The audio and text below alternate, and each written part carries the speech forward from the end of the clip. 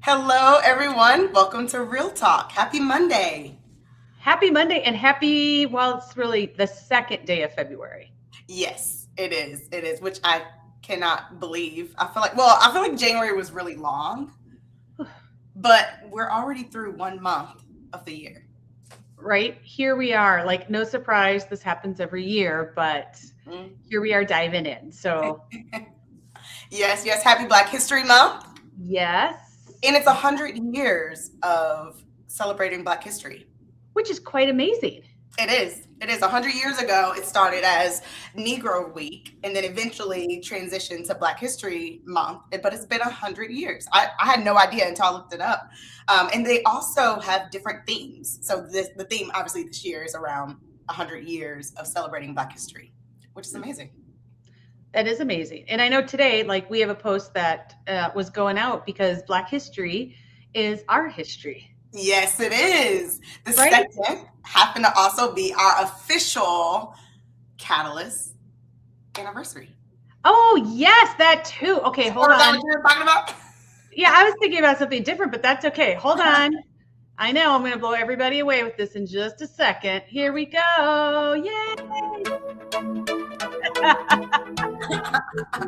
It's been 4 years since we officially started Catalyst. Yes. Woo! 4 years. That's why now I can see how to turn this off. We're in celebration mode. We are. I think that is definitely worth celebrating. So Yes. celebrate along with us, whoever's watching or if you're listening to us on the podcast. Yes, yes. And one day we'll definitely celebrate in person with you all. Maybe you and I will be in person too during our anniversary. But it's pretty amazing what we've built with Catalyst and just people around us that has supported us over these last 4 years. I mean, has just been amazing. Just the changes we've seen on how we talk about culture, how we talk about food safety culture, how we talk about not just culture, but people and people's Yes. behaviors and how that really links to the work that we do.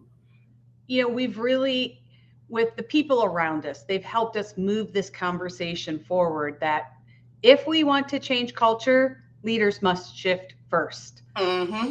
And that Mm-hmm. was something that wasn't part of the conversation 5 years ago. And it's been so much fun and hard and frustrating at times, but exciting and amazing all at Yes. the same time, working together to help elevate this aspect that does not get the needed attention it does in terms of how we work in the food industry. I feel like your panel at IPPE this year is like the perfect representation of what we do. Mm. Because a lot of people, especially in food safety, we think about food safety programs really when we think about food safety culture. We think about executing those programs or the outcomes of those programs. But we know that if you don't have the right people, the right leadership skills in place, Mm-hmm. programs aren't going to happen, right? They're not going to be executed the way that we need them to be.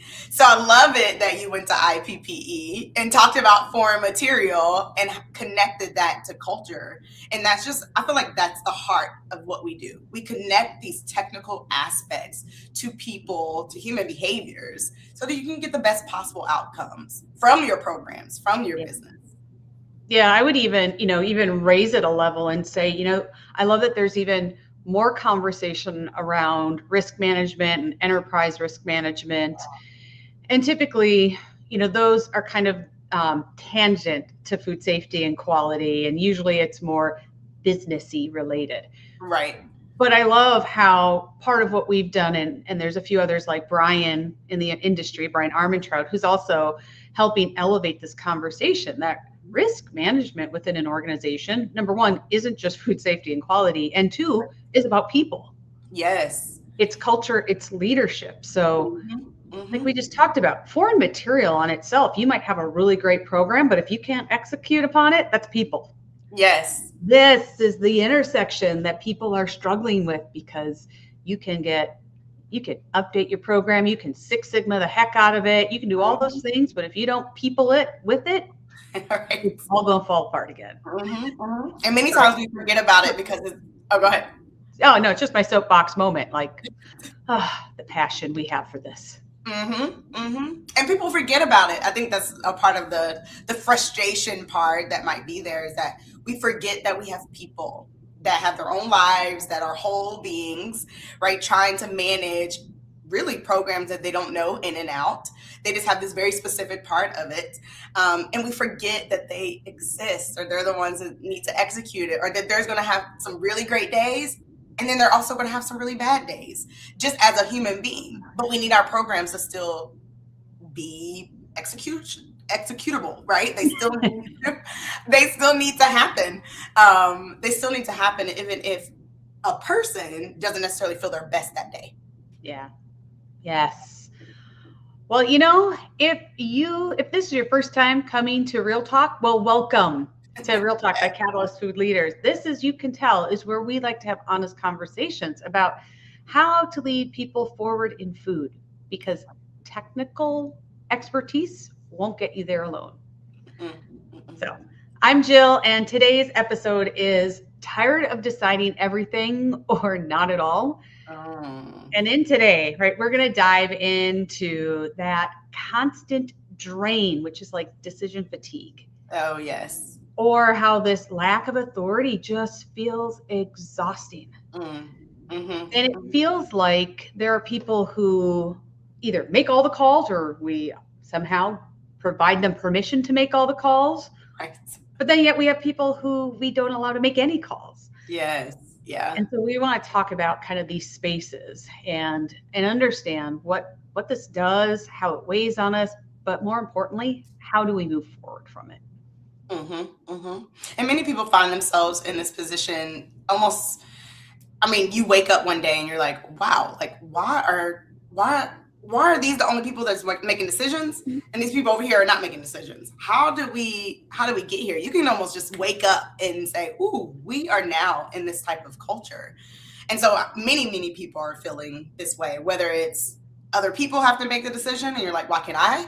Or maybe now it's all on your plate and you're trying to figure out, why do I have to make all of these decisions when I have a team, when I have support, when I have capable people around me? Yeah.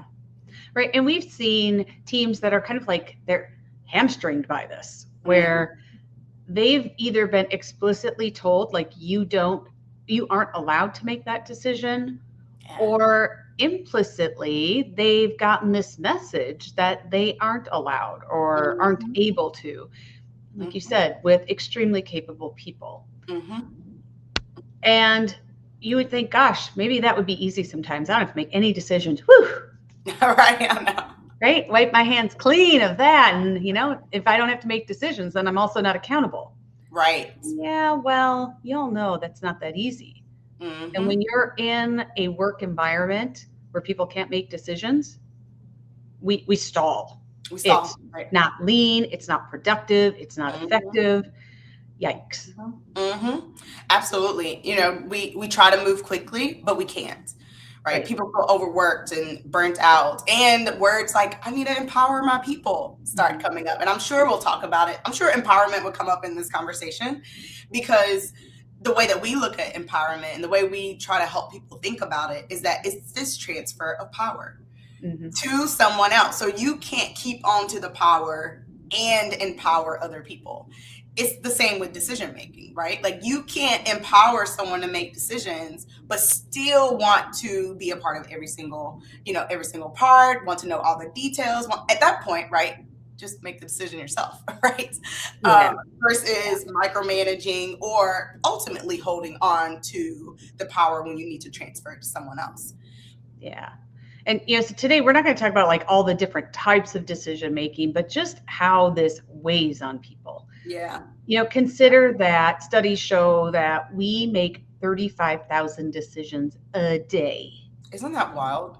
It's nuts. Everything from, should I turn the light on? Should I not turn the light on? What should I have for lunch? What should I not have for lunch? Should I be concerned about what's going down the line right now, or should I just let it go? Is it a big deal, or is it not a big deal? It's exhausting. It is. And I think more importantly, that amount of decision making actually depletes your brain's ability to constantly make these decisions. It's like, it's fatigue, right? It It is. wears out the brain. And a lot of these decisions, we're not sitting there thinking about it for like multiple seconds, but your brain is still doing the work of making the decision. Like you said, and we were just talking about this before we jumped on. Like, we have post-it notes, like what things we're going to do today, but even the decision of what to do first. They're all priorities. They all need to get done, in our head, but it's like, how are we actually going to prioritize? What do I do first? What do I do second? What do I do right? Like, those are all decisions. And when you think about 35,000 decisions a day, Yeah. you can kind of think about how that could add up. Yeah. And our brains only have so much bandwidth. So when we think about what type of decisions we're making, right? If we know that we're going to have big decisions coming up later in the day, then we should probably take the morning and like do a lot of nothing. Right. I'm not going to do nothing, but there's definitely a way to strategically position your day around decisions that you think that you're going to be needing to make. And that's real science, right? That's real science of how our body works, is that our brain, it's really hard for our brain to stay super focused all day long because it gets fatigued from all the decisions. So you're absolutely right. Like, if you have a big decision or a big meeting that's coming up, you don't want to schedule something in the morning that's overworking your brain, because you're going to burn out by the time you have this important meeting. So is that your time to do some in reflection time, or to, read more, or to, do something else that's low brain activity, not decision making, so that you are ready and prepared. Yeah. And I think the part that's important around this is not only is it exhausting, our decision quality is reduced when we get tired. And so I don't know about you, but I certainly know I've had days where, like, the plant calls at 9 a.m., they have an issue. Great. Let's power through that. We can do it. Yes. Oh no, another one at 11. Oh, okay. Woo, we can do this, team. Another one at 2 or 4. And you're like, oh my God, I just can't. Right. Yes. Yes. Because there's been so many things happening. So I don't know about you all, but I've had days like that where by the end of the day, I'm like, I could care less what's going out the door. I mean, I do, obviously. Right.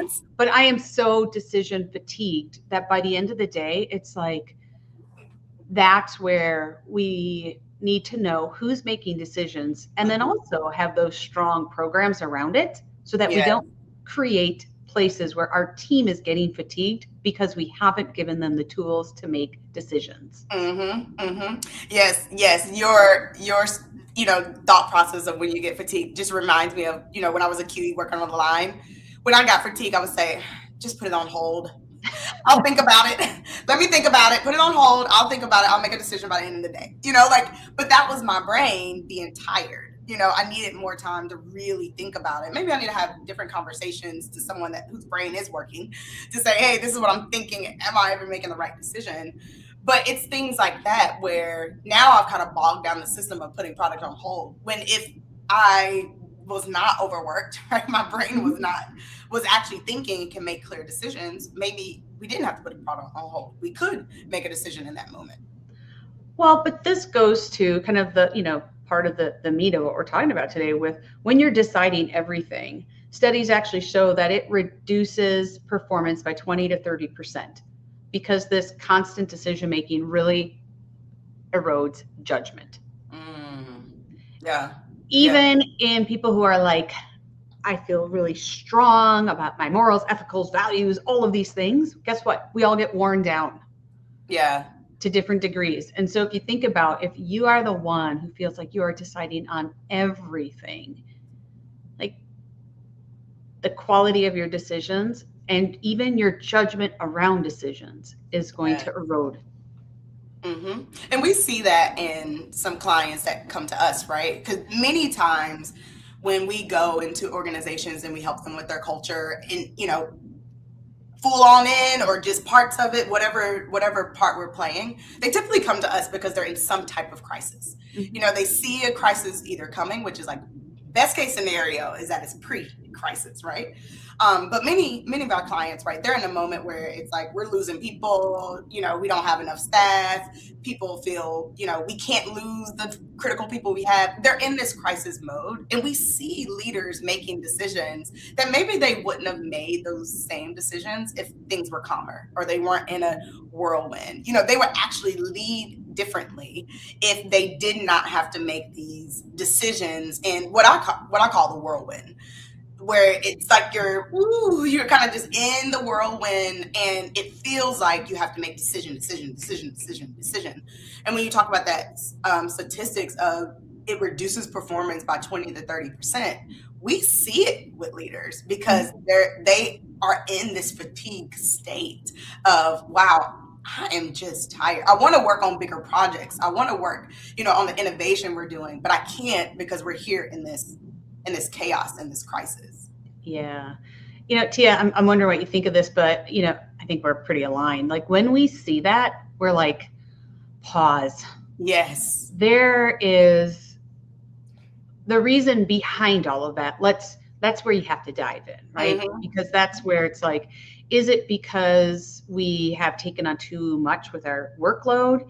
Is it because we haven't gotten the right tools to other people? Is it because we don't feel confident in people around us? Like that is such a prime moment, I think, to pause and be like, why do I feel like I have to make all the decisions here? Yes. And that's hard for people, right? That's really hard for people to pause. I mean, many times people try to speed us up, right? Like, oh, can we just skip over this part and pause? Right. Because we think if we're making decisions like, oh, the impact, we're moving forward. But yeah, exactly. It reminds me of, you told me the story of you all have been working on your furnace, right? And something went out, and the first time you just looked at the part that, oh, this one's broken, so let's replace that. But you didn't dive deep to figure out, well, why was that part even broken in the first place? That's really the pause to be able to say, okay, this is what I see on the surface, but what's happening underneath? And one thing that I think is really unique to Catalyst is that that's what we do. We do that first to understand what is underneath the symptoms we're seeing. Is that really the root cause, or are there things underneath it? And many times there are, because we just talked about how people typically don't look at human behavior and how that relates to the things that they're seeing. But when you go a layer under and you fix that, then things start falling into place. And then it's like, oh yeah, we should have been doing this all alone. And sometimes people are like, man, I should have seen that. But you're in the whirlwind. That's why it's easier with us. Like, we're not working there every day. We don't have the pressures of the KPIs that people have put on us. We don't have that type of pressure. So we're able to look at it in a very different light to say, ooh, here are your root causes that you want to pause and focus on, so that all the other stuff will stop piling up, will stop being an issue, right? Will stop causing this fatigue that's already happening. Yeah. And, I think I see this with very well-intentioned leaders. Oh, yes. Who recognize that they have a team that is stretched really thin. They want to help lighten the load. They want to help just move things forward. And so I see leaders that take this on and they're like, I'll make those decisions. I'm going to sit in those meetings. I'm going to do this. Love it. Love that you are willing to step in and help your team. But I also want to challenge you to pause and be like, why am I doing all of this? Right. Yes. How am I going to do all this knowing that there's decision fatigue? But really the like why? What's below that needs to be fixed so that you don't take all that on? Mm-hmm. Mm-hmm. Because if you're taking it all on, in my mind, there might be this first thought of like, do you not trust your people? Right. Do you not feel they're qualified to make those? Do you feel like you're the only one who can? Are you the only one holding that information? I mean, there's a whole list of questions we could go through. Mm-hmm. But what are those things that are contributing to that, so that you can really examine those to understand why you feel compelled to be in this spot where you have to make these decisions? Mm-hmm. And I like the way you talked about those questions and relating it to your team could be asking those questions, right, to themselves. And imagine, just as a leader, your team is thinking, wow, does my leader not feel like I'm capable? Mm-hmm. Right? Does my leader feel like they have to watch over my shoulder? Does my leader not trust me? like that just erodes relationships, Mm-hmm. right? Which is the foundation of culture, right? And how you want people to perform. So as a leader, because maybe you don't have those skills, or it's hard to bring out those skills during chaos, during the whirlwind. That's why it's really important to have a coach, by the way. But if you don't, and you're in that space, right? You are doing more harm than good by taking over those meetings, by sitting in, by doing it. You could be doing more harm than good to the culture. Yeah, and that's a really great place to be able to pause and be like, what's the story that tells me this is the direction I want to go? Like, what is the story I'm holding on to that like makes me feel good about being in the space? Or maybe you don't feel great about being in that spot. Yeah. But like, what is it that led you there? Yes. Because this is the moment where you can pause to say, like, what needs to be different?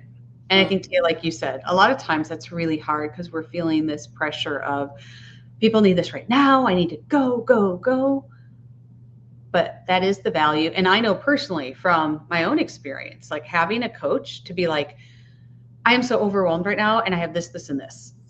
And having a partner to be like, let's go through a little bit of where you're at. Yeah. The clarity that it brings and the grounding that it would bring for me was fantastic. Yes. Believe me, it also pointed out the things where I'm like, yeah. Had I done something upstream a little bit differently, I might not be in this spot right now. Right. Yeah. That too. But right now, how do I get grounded so that I can be ready for the next step and the next decision and the next support? I feel like as we talk about, decision fatigue, it's almost like coaching just clears a path, right? Because just being able to reflect and being able to just talk, it's funny, like even with a coaching client, she's like, I feel like I'm just venting. But you need to get it out, right? Like that's why we're here. That's why we're here to help you make sense of what's happening in your life. And it might feel like venting, but your brain needs to kind of get that out to make sense of it. Otherwise, it just weighs on you. Yeah, and sometimes venting is the way that you can share so that people can be like, what's the story behind that? But when you hold it all in, your brain is working on its own, once again, trying to make decisions about what should I do with all this information in my head. And that too is exhausting. Absolutely. Yeah. I think when you talk about leaders trying to be in spaces of like, well, I'll just make this decision, right? I'll just go and sit. I'll do that. They think that if they make more decisions, if they're the ones that's doing that, they'll make more impact. But that is not true, right? You making more decisions does not equal more impact, does not equal better results, right? And like we talked about, it often just leads to friction and conflict and loss of trust and, all the foundations that you need in your organization to have the type of culture you want. Yeah. And so when I think about like, how do you move past this? Yes, that's some of the stories. But the first thing you could do is when somebody comes to you for a decision, be like, what do you think? That's an easy one, right? Super easy. What do you think? It's one of those things that I think people would even be surprised. Like, it's funny, like if you're a leader out there and you're listening and someone has ever called you a micromanager, or your team feels like you're micromanaging them, even if you feel like, I just want details, right? I just need these. If someone comes to you with something, just ask them, what do you think? And just watch their face, watch the way they think about it. See, even if they're like, well, I don't know, I'm here to ask you, then tell them to think about it a little bit and come back to me. Yeah. And and this is a great coaching moment because they can provide a response and you could be like, well, what if you had chosen the other thing? I mean, like 2 simple questions just to have somebody think through, like, what do I think is right? And then also this moment of pause to be like, what if I would have chosen the opposite or the other? Well, where would that go? Yeah. It's a way to help easily identify, were there opportunities to improve the decision-making quality and the thought process behind it? Yes. And it takes off. It's funny too how the brain works, because it almost tricks your brain that you're not making decisions at all. You're just asking questions and you're exploring. So we talk about the art of coaching in our strategic leader. And a piece of helping leaders become more like coaches is that I don't have to worry about making decisions if I can really coach my team to get to the right space, right? To get to where they need to go, and come up with the best possible solution for themselves. If I can get that, then I don't have to rely on my own decision making, right? Like I don't have to rely on all the things and I have to know all the things. I can ask those questions. What do you think? Well, what happens if you choose a different? Well, what do you think someone else would say about it? Right? How does this relate to this over here? Now you're asking these different questions where in your brain, it's not like I got to make all these decisions. You're almost in this exploratory phase, right? This discovery phase of what paths could we go down? It almost tricks the brain to not be as heavy when it comes to decision making. Right. It's not kicking into the survival mode of, gosh, if I make the right one, I survive, but if I make the wrong decision, I don't. Right. It allows for this play. And it kind of reminds me, I used to always coach my team that when they would go into meetings, like their job was to come out with no action items. And I don't mean that from we're not collaborative, but so often, especially when you're in food safety and quality, it feels like you're the answer people. Like, oh, hey, can you get us that? Can you check on that? Can you give us that? And I would be like, super cool. Help people help themselves. Kind of the same thing here when we think about decisions. How do we help people help themselves through to the next step? Ooh, I love that. I feel like that's like a little nugget of coming out with no action items. It's so funny. Like even when we go into organization and we watch meetings, I'm like, the only one who came out of this meeting with action items was food safety and quality. Right, that says something. So I love it that you were like, hey, the goal is come out with no action items. So that you look at it different. Ooh, I like that. I feel like I need to write that one down. I'm like, I feel like that's an innovative way of, like you said, helping others. Helping others. Yeah, just thinking about it from that standpoint. And sometimes though, you do need to take things on. For example, let's say, since we were just talking about foreign material, one of the things that I've been sharing with clients lately is that when foreign material comes up, it doesn't have to be a new investigation every time, a new set of actions. That, once again, as I shared at the beginning of the show, and which was real. I mean, I went through a season at a meat company where it felt like we were having foreign material every couple hours.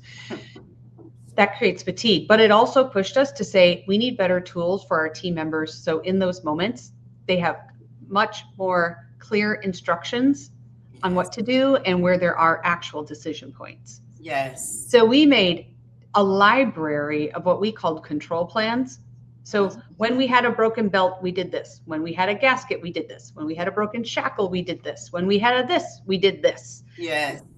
And even though there were some common things across all of them, they each had little nuances that by writing up this library made it so much easier for us to be consistent in what we did. Yes. But we could also do it across facilities. Yes. It was fantastic. And it didn't always have to be escalated.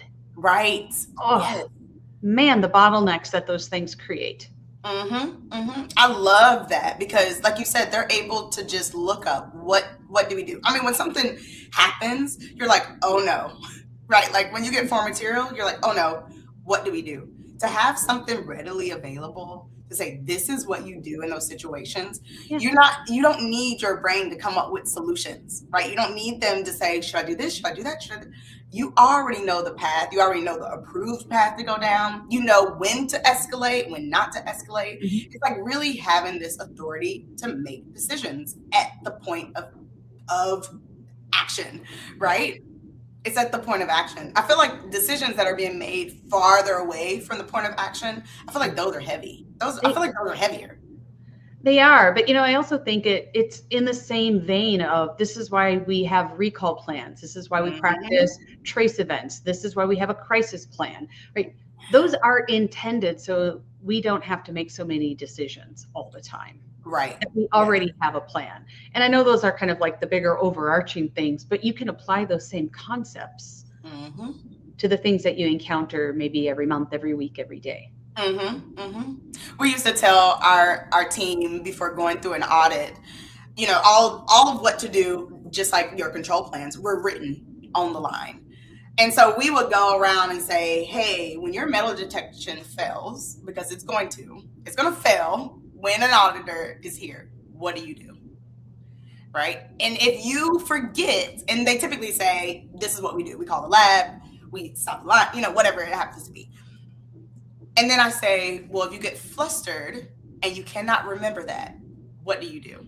And they're like, it's written right here. And I'm like, exactly. It's right there. I want you to know it is right there to help you if you get flustered or, anything can happen, right? Where you're just like, man, I can't remember what to do. It's right here for you. You don't have to remember everything. It's right here for you. Mm-hmm. And I think that lifts some weight, right? It lifts weight off of people that, like, I'm already nervous about what's happening here, but I know that I don't have to make a decision if something goes wrong. Mm-hmm. I already know what I'm supposed to do. Yeah. And I know there's this perception, and I've been there too, where you're like, how could I predict what type of decisions would come up? And I think that goes back to having a strong sense of who we are and how we want to show up. Yes. Because when we use that as our North Star, then those decisions, even if they're not written down to that detail, become much easier. Yes. Right? Agreed. Yes. Are we a company, I'm going to go back to form material because it's on my mind. Like, are we a company who we're like, well, yeah, it's form material, but it's not a food safety issue. We're going to let it go. Right. Or are you a company who's like, form material is form material, not going? Right. Mm-hmm. It sounds so perhaps minor. But I have sat in many rooms in places I have worked and with others and clients where those questions come up and you're like, who are we going to be today? Right. Exactly. And that's a really good point, Jill. I hadn't thought about it till you said it. It's like not knowing who you are, like that adds even cloudiness to decision making. Because like you're saying, we've been in those rooms where it's like, well, is this like this type of form material or this type of form or this? It's like, okay, who are we? Mm-hmm. Right? Like, who are we? Who do we want to be? Are we the type of people that have these conversations every time? Are we the type of people that know what we have, right? Can make a decision and move forward. Form material should be in our product. We know that, right? Yeah. Like that shouldn't be a part of the decision making, but it continues to show up because it's like, you haven't quite decided who you are as a team, as a group, as a leader, as an organization. Yeah. And that shows up. I mean, how many times have you produced something you're like, it's a little bit out of spec on this thing? Are we releasing it or are we holding it? Ugh, the case packaging stickers have been put on crooked. Are we going to redo them or are we going to let them go out the door? Right. There's so many examples where when people understand and know the culture, that this decision making becomes easier because it's a non-decision. Right. Exactly. And I've been there, right? I've been there where it's like, we know that these cases, a retailer is just going to see it. So we don't really care about them. So that's fine. Or this is a consumer unit. We care about these, right? Let's have a deeper conversation. But just knowing that, who we are. And you might say, well, we actually care the way they show up to a retailer. If that's who you are, that's who you are, right? And that's how you train your people. That's how you get there. Yeah. But if you don't even know if this is good, this is bad, this is, okay, this is not, then people are constantly making that decision. That's adding to the 35,000 decisions we make in a day, when in reality, I don't know if we want our teams to really be thinking about, a twisted sticker. We want them to be able to say, this sticker is twisted, we need to fix it. Or it's not a big deal, we don't need to. Whichever one, we want them to know, and we want them to move on for it, not to spend the time to think about, right, this decision. We want them to think about like larger decisions, right? Not just those that we should know who we are. But here is like the essence of when we think about the challenges with culture. Because if we don't spend the time really examining these things, talking about them, pointing them out in the moments, when people don't have that clarity, that's what often contributes to all these questions that we have that require decision making. Right. But if we are strong in who we are, those things become, like we said, the non-decisions. Right. Exactly. Yeah. They don't count towards our 35,000, which I'm still kind of blown away by that number. Isn't that right? Yeah, exactly. Right. But I think on the other side, right, we have like all these decisions, but we also have people on the other side who are like, hands up, that's not my decision to make. I don't get to make those type of decisions. Yep, not me. Right. Like I mean, and we've seen this. We've seen managers, directors, we've even worked with VPs who are like, that's not in my decision making role. We're like, if not you, who? Right. And I'm going to ask that same question at every level. So even if you're a technician and you're like, I don't know if I can release product from hold. Well, if not you, who? Right. Yeah. Yes. So. Yes. And again, are you closest to the action, or is the decision maker farther away? Yeah. Right, from the action. And then asking the question, why is that the case? Yeah, but it's mind-blowing. There is a Today study that said 62% of managers said they lack the authority to make real decisions, despite being held responsible for people and outcomes. 62%. Yes. It's amazing why we feel like things aren't getting done, right? Where we feel like things aren't progressing, that we are dealing with the same problems over and over. Yeah. But does this surprise you? I mean, I think about how many like projects or, like goals for the next year or scorecards I've seen where they're like, oh, you own that. And I'm like, I don't own that. I do not have any authority when it comes to how that number got there. Yeah.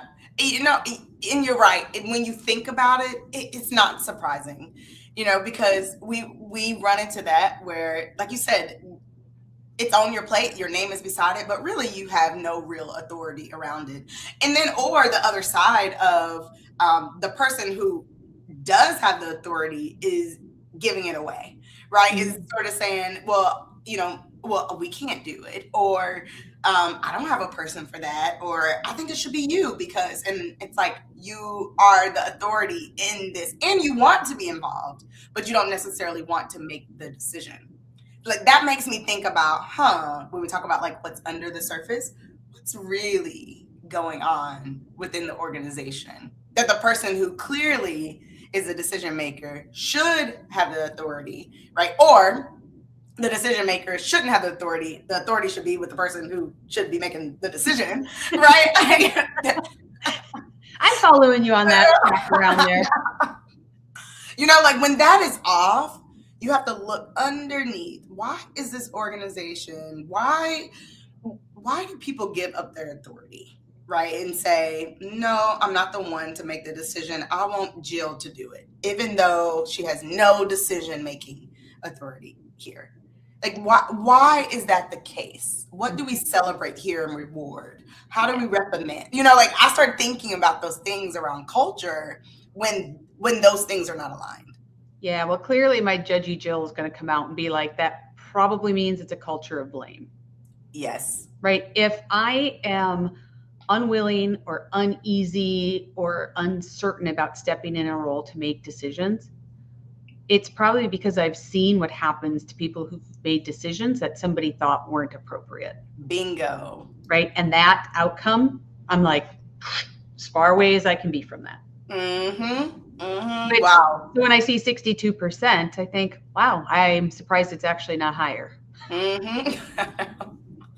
True, right? And we worked with people that we ask, like, why are you just not making these decisions? And they're like, I have been told not to.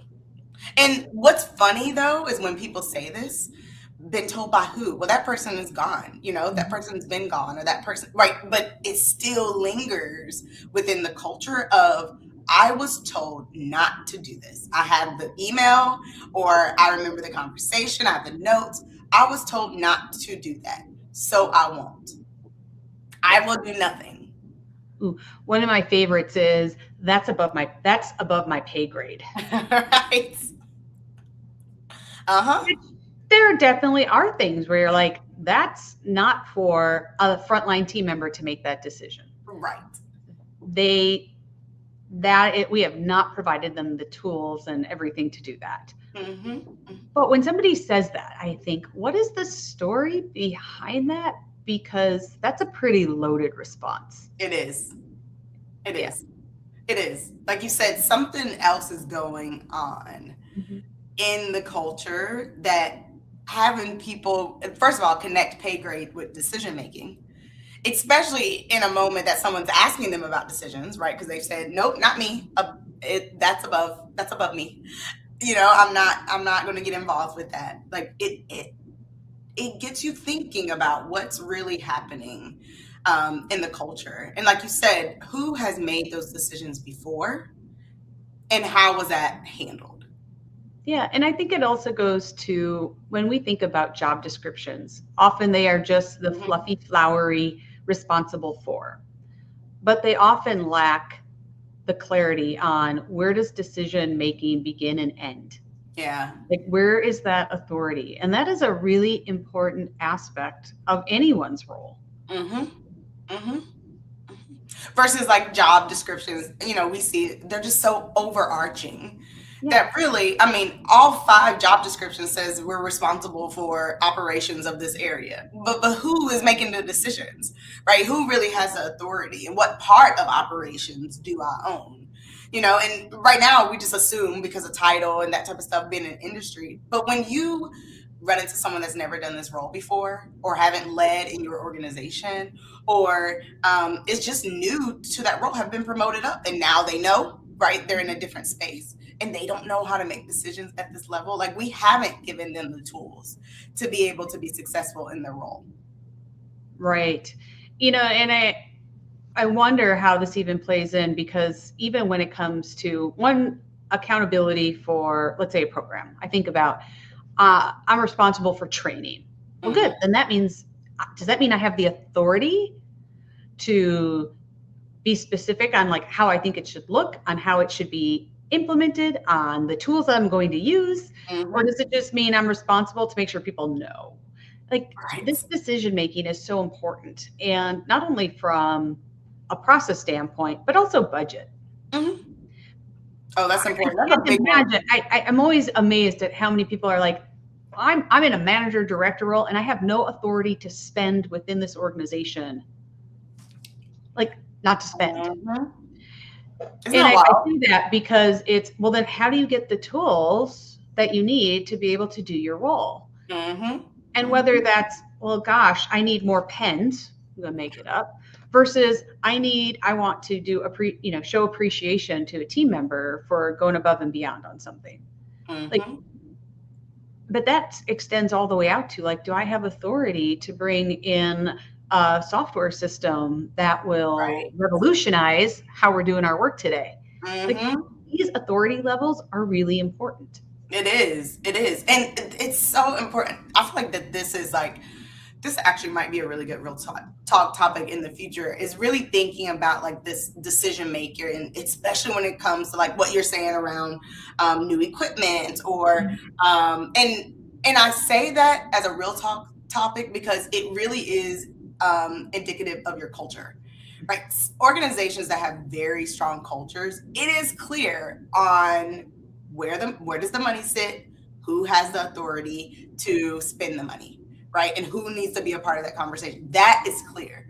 In organizations that is not, it's like you don't know who makes the decisions or the person who's making the decision, right? It's almost like who are we, right? Like sometimes that person is just making decisions based off of their own viewpoint or their own perspective where they sit in the organization and they really don't see the other functions, right, that might need access to the money and where it sits. And I think about, okay, that leader decision fatigue, right? Like how are you going to be able to make all these decisions? But then, like you said, the people that have the actual responsibility don't have the authority to actually spend the money that they need in order to onboard new software, in order to get development for their people. I mean, how many times have we seen that, right? Like I need development for my team, but I have to go way over here to ask for that money. I have to go Right. way over here to kind of influence or make my case on why my team needs the type of development that I see happening right here in the feedback, right, that I'm getting around my team. It should be easy to turn that on. Yeah, I agree. That should be a whole nother show about types of decision making and what that means. Mm-hmm. Because Mm-hmm. I think the part here is, when we think about you're either making all the decisions or none of them. Like Right. when you're in the Yeah. role where you don't get to make decisions, like that too is exhausting. Yeah. It's something where it creates a lot of the like, well, I don't care attitude that people always Mm-hmm. say I don't care. Mm-hmm. If I don't have any skin in the game, why should I care? Right. If I'm gonna be disengaged. I don't have to make any decisions. I just show up and you're gonna tell me everything I need to do. Like, Mm-hmm. I don't even have to engage. Right. And Yeah. think about when we consider one of my favorite questions is like, do your team members all have the authority to stop the line for a food safety issue? Like we all know the right answer is yes. Right. But what I think is really funny is we have seen cultures, I've been in cultures where we tell people at the front lines and Mm-hmm. higher, you don't Mm-hmm. get to make any decisions all day, but oh, by the way, that one you have to. Right. And Like even one that, of the they most tell you on important the things. side, like, I can't really shut down the line. Right. So this is like such a core piece, this like not making decisions or allowing people to, when we think about the state of sometimes where we feel food safety is and quality within organizations. Yes. Oh, that is such a good point. Right? To tell people, oh, you can stop the line, which is like, I mean, even in cultures where it's like, yeah, you can stop the line. You know, I've had temporary stop the line before, and everyone is like rallying around it. In order to do that, that means that person has to feel like they have some type of decision making authority in some area. Because to tell your people that they don't have any decision, authority, and that means they're like, boo, boo, boo, okay, I don't. And then you expect them to make one of the, most impactful decisions. Like stopping the line is one of the most impactful decisions you can do on a facility. You're saying, well, you have that ultimate authority, but you can't make the decision to, buy a broom holder. You can't Right. make the decision to Like, yes, I need a new basic tool that I can go to my local, hardware store, Menards, wherever, Home Depot, and buy it. But yet I right. can't. Right. I can't do that, but I can stop the line. Like that doesn't even make sense. Yeah, those are incongruent expectations, Mm-hmm. which once again tells us a lot about a culture. Yes, it does. Because we have expectations, but yet we haven't been able to bridge that gap of like where and how do we make other decisions that are potentially even at that same level. Mm-hmm, mm-hmm. And if you're listening and you're like, I wonder if that's where we are. Organizations where you're not really giving the right decision-making authority to people, high performers will actually leave your organization. Oh, so you will notice, wow, we have great people coming in, or we might have a great person come in, and eventually they all leave. Yeah. That's a sign that you're not actually giving people the right decision-making authority. Mm-hmm. Right place, the right time, right? Yeah, and just notice. Mm-hmm. Because if all the big decisions have to float up and bottleneck through a certain person or a certain level, like notice what those are. Mm-hmm. Mm-hmm. Notice what those are. Mm-hmm. Because regardless if you're in the I make all the decisions or no decisions, both of them drain your energy and can create just as much fatigue. They do. It is, I think about either you're in a decision-making role and you're making too many, or you're on this other side where you feel like you have no power at all. Yeah. And that is honestly a workplace that like I wouldn't be looking forward to coming to every day. No. It really is exhausting. I'm just showing up to make a check, to get a check, I'm going home. Mm-hmm, mm-hmm. You don't want to spend time there. You don't want to do extra work there, right? Like you don't want those things, and you feel exhausted. Yeah. You feel tired. You feel like ultimately you don't feel valued, right? You don't feel like you matter. Yeah, and I think this is where we've really worked hard the past few years to share this narrative, which is that leadership isn't done alone. No. That leadership is about how do you build capacity within people, because the more capacity you build within people means you have more capacity within your organization. Mm-hmm. I have not heard an organization yet say, oh no, we don't want more capacity. Right. However, I've seen them demonstrate perhaps the opposite on a regular basis. Right. But when we think about this too many decisions or no decisions. Like as a leader, you don't need to be in either of those camps, and neither do your people. Right. Yeah. Yeah, exactly. It's all about, really mapping out, right? Like, what are these core decisions that we need to make, and where should that authority live and within our organization? And how do we, and you're right, it is about the shared system, because many times we're not the only one that needs to be involved. But how do we, I like the way you talked about your control charts, right? Your systems, where I'm sure there were multiple people that came together and said, this is what we do when we have this type of form material. This is what we do when we have this. But you made that decision and you put that out there so people can follow, right? So people can give feedback, so people can actually own their decisions that they're making. Yeah. And that does something, right, to a culture, to a group, to people that are there. It makes them more confident, and they're making those decisions every day around foreign material. Hopefully not every day, but they're making it at some frequency around foreign material. Now it's like, okay, I'm already making these decisions. Yeah, I feel comfortable shutting the line down, right? I feel comfortable stopping and saying something. I feel comfortable, even the whole piece of like, you see someone walking around your facility, you don't know who they are, right? Like, how comfortable do your people know to be like, hi, can I help you? Yes. How can I help you? Right. And so, consider this structured. So here's another stat for us. Structured decision frameworks reduce fatigue by as much as 40%. Wow. When people know who make decisions, how they make decisions, and when, that fatigue goes away. Just or a whole bunch of it. Yeah. Just that, right? Having a structured decision framework. 40% of that fatigue. And like you said, like that just opens capacity. Now we can do so much more because 40% is a significant drop in fatigue. It is. And how many times are we working with clients where they say, I'm so busy in the day-to-day stuff that I can't work on the systems that I know are really important? Yes. Well, that's because we are bogged down by either so many decisions or no decisions, or be pulled into things because we need to make decisions. But yet we could free up this cognitive space and ability and capacity to work on those bigger things if we can understand who's making decisions and provide tools to help do that. Right. And that's the pause, right? That's the pause to be like, okay, let's take a step back and let's look at where do we need to put in structured decision-making frameworks. Like, and you're not going to get there if you're just always in the whirlwind. You're always sitting in meetings and you're always doing this. You need to take that pause and say, okay, right, like this stuff is not going away until I really develop something that's more structured for my team. Yes. And that takes pause. And one of the reasons why people hire us, right? Like why people bring on an external partner is because we can do some of that thinking for you, but we can also help create that space so that you can actually pause and stop and think.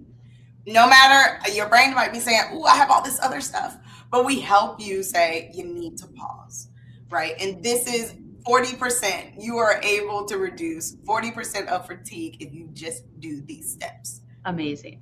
It's amazing. Yes. So if you're out there, here are 3 questions to help guide you down this path. So number 1, where are you making too many decisions? Pause and think about that. Like, where do you feel stuck waiting for someone else to act and make a decision? Yeah. And the last one, what's one decision you could delegate or one that you might need to take back? Ooh. I know often we don't think about that, but sometimes we do need to be like, I need to do that. And maybe it's a forever thing, or maybe it's temporary. But these 3 questions can provide you gold mines of information. Once again, these are the type of things that we ask clients when we work with them so that we can identify where is it that we need to do the work that's underneath the symptom that we're seeing. And the foundation is really leadership, right? And leadership, really building these key leadership skills so that you don't find yourself in this space, right? Or if you find yourself of being in this space, right, you can really take these questions to think about, okay, where am I making these decisions, right? Who needs to be a part of, and then how do I ensure I don't end back up in this space, even as there's whirlwinds around us. Exactly. Yes. And if you're out there and you're like, how do I even start? Well, those questions start, but I'm also going to put up here, our leadership summit is April 8th. It's a virtual 6-hour event, and I am pumped about our lineup, which is going to be released soon. But we have early bird registration open for our email subscribers, where you can get $50 off registration through February 14th. So use the QR code, register. If you haven't already subscribed to our emails, subscribe, and you will get information about how to get the $50 off. Yes. But this is a great lineup, and people are going to talk about stories that are real, whether it's about decision making, whether it's unconscious bias, whether it's how do I stop waiting for top leaders to help us with food safety culture or culture in general. Yes. Like, we're so over that. And this theme is around reimagine leadership. And so even as we talk about, like, if you can just think about what kind of work life, home life, person could you be if you were able to show up differently, right? If you were able to eliminate 40% of brain fatigue, right? If you were able to realign your people so that authority of decision making is where it should be. Like, just imagine what type of capacity you will have on your team, what type of results you can get, what your outcomes would be, how people would feel coming to work, right? And engaging with one another. That's what we want you to do this year, is to really reimagine how you can show up differently in these spaces. And this summit is dedicated to giving you resources to do that. So we hope that you join us on April 8th to celebrate and be a part of the conversation. Absolutely. Because as we said earlier, right, leadership is not a one-person show. It was never meant to be, because if you're leading, and there's no one there, then you're just a party of one. Yeah, right. And, culture does not grow on its own. It takes nurturing. It takes planting seeds. It takes watering and sun and all the things. It takes intention. Yes. It takes intention. Yes. And if you're listening on our podcast, we'll make sure that we put it in the notes on how to get the $50 off. You just need to go to our website, catalystfoodleaders.com, and sign up for our email. You will have it, and you'll also see details around the Leadership Summit. Absolutely. So that's today's Real Talk. If it sparked something for you, send this, like this, subscribe, share it. Because remember, when leaders grow, cultures change.